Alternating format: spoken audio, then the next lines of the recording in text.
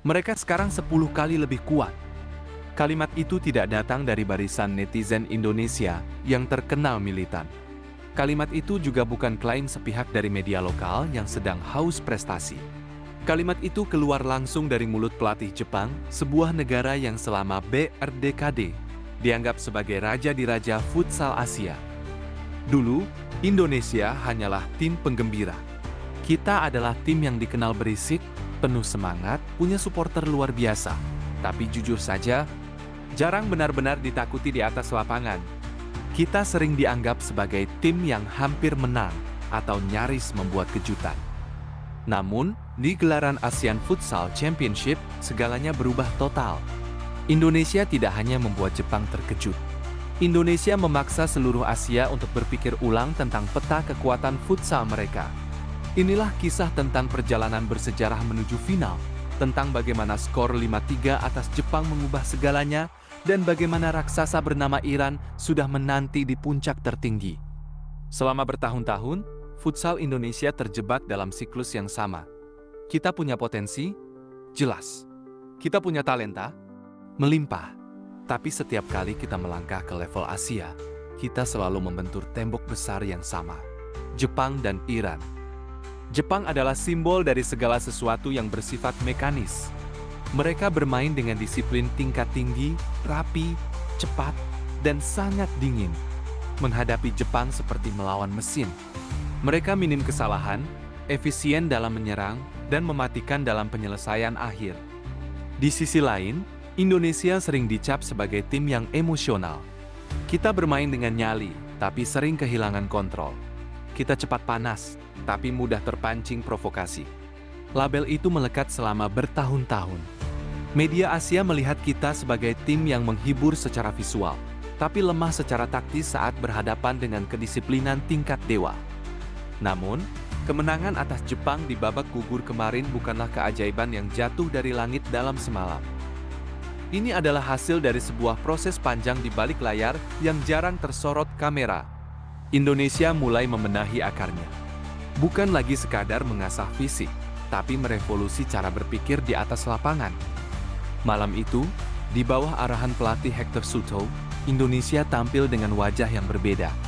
Sejak peluit pertama dibunyikan, tidak ada lagi rasa hormat yang berlebihan kepada nama besar Jepang. Indonesia tampil sangat rapi. Pressing yang dilakukan terstruktur, rotasi pemain berjalan mulus, dan transisi dari bertahan ke menyerang terjadi secepat kilat. Hasilnya, skuad Garuda sempat unggul 2-0 di babak pertama. Para pemain Jepang, yang biasanya tenang, mulai terlihat frustrasi. Mereka tidak menyangka bahwa tim yang dulu mereka kalahkan dengan mudah, kini mampu mendikte permainan. Namun, Jepang tetaplah Jepang. Di babak kedua, mereka bangkit dan berhasil menyamakan kedudukan menjadi 2-2. Disinilah mentalitas Indonesia diuji. Pada tahun-tahun sebelumnya, dalam posisi seperti ini, Indonesia biasanya akan goyah dan runtuh. Tapi tidak kali ini. Gol dari Firmansyah kembali membawa Indonesia unggul 3-2. Sebelum akhirnya Jepang menyamakan skor lagi menjadi 3-3. Laga pun berlanjut ke babak extra time. Disinilah pembuktian sesungguhnya. Indonesia terus menekan tanpa rasa lelah. Memanfaatkan kesalahan pemain Jepang yang melakukan overplay, Indonesia menambah 2 gol krusial. Skor berakhir 5-3. Sejarah tercipta. Untuk pertama kalinya, Indonesia melangkah ke final Piala Asia Futsal. Menariknya, Kensuke Takahashi, mantan pelatih Indonesia yang kini berada di kubu Jepang, memberikan pengakuan jujur. Ia merasa mentalitas pemain Indonesia telah berkembang 10 kali lipat dibanding saat ia masih melatih dulu. Ada rasa bangga sekaligus getir dalam ucapannya. Kita tidak bisa bicara tentang sukses hari ini tanpa menyebut nama Kensuke Takahashi. Coach Ken adalah aktor intelektual yang membentuk fondasi monster yang kita lihat sekarang. Di tangannya, Indonesia mulai diperhitungkan di Asia Tenggara. Ingatkah kalian pada 12.819 dan 12.890?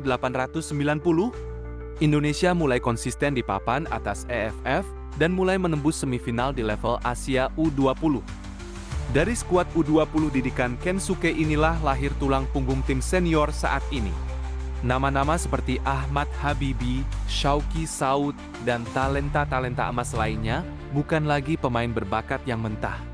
Mereka adalah pemain yang sudah matang secara taktik dan mental. Estafet kepemimpinan kemudian beralih ke Hector Suto. Jika Kensuke membangun fondasi dan disiplin, Hector Suto datang untuk menyempurnakannya menjadi mesin kemenangan. Bahkan Hector secara terbuka mengakui bahwa kerangka tim yang ia pimpin sekarang adalah warisan luar biasa dari Kensuke. Kemenangan atas Jepang bukan sekadar balas dendam, melainkan bentuk penghormatan tertinggi bagi proses yang sudah berjalan bertahun-tahun. Target besar kini sudah di depan mata. Juara EFF Futsal 12.824 sudah diraih setelah penantian 14 tahun. Emas SEA Games 12.825 menjadi target mutlak, dan puncaknya adalah final Piala Asia 12.826 sebagai pembuktian konsistensi. Kini, di partai puncak, Indonesia tidak disambut oleh sembarang lawan. Raja terakhir futsal Asia telah menanti, Iren. Jika Jepang adalah mesin, maka Iren adalah raksasa dengan kecerdasan taktis yang luar biasa. Mereka memiliki koleksi gelar terbanyak, teknik yang berada di level berbeda, dan pengalaman bertarung di laga final yang tak terhitung jumlahnya.